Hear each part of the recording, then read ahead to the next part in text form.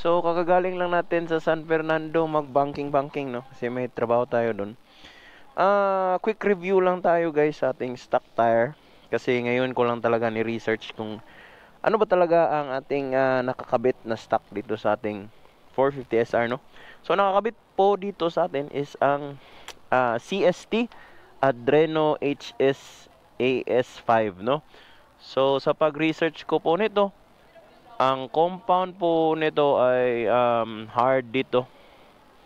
Ito na part, yan, hard po yan dyan. Hard compound po dyan. Tapos dito is soft.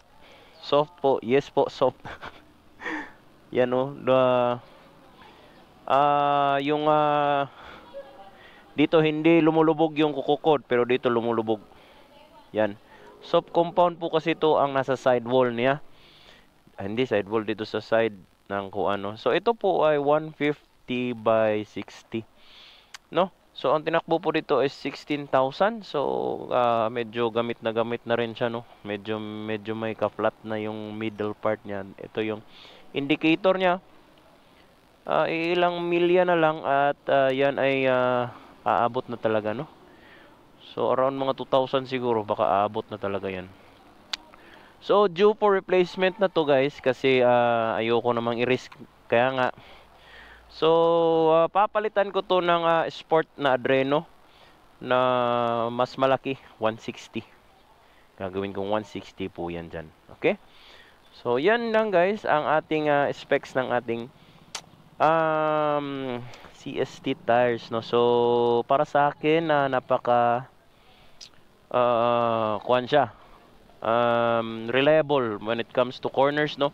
Pero lang pag nasa middle part tapos arangkada ka na nandyan sa may basa or nasa may pintura, so dun siya talaga mawalan ng grip kasi hard yung nasa gitna eh.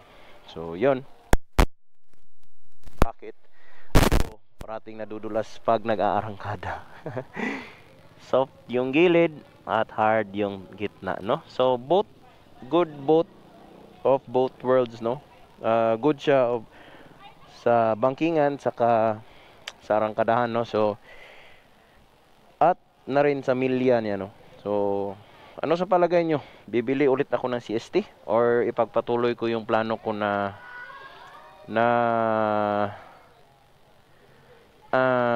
Michelin na Road 6 no. So ano sa palagay nyo guys? Kasi factor din sa akin yung milya kasi parati akong nagbibiyahe ng malayo tapos nag-i-endurance to. Yan. Ilang endurance na rin na natapos niyan, kaya nga hindi ako pabor ng masyado sa mga super makapit no. Kasi sa cornering lang naman talaga niyan. Tapos kung sa cornering na rin to is hindi naman to patatalo. Nanidrag ko na rin to. Basta lang nasa tamang temperature at tamang PSI niyan no. Okay. So papauwi na ako ng Cagayan de Oro. Balikan ko lang yung San Fernando. Yun lang. May kulang-kulang 400 kilometers din yung tinakbo ko ngayong araw. ganyan. Kaya ayoko ng mga low mileage na tire eh. Kasi magastos rin no. Sige na guys.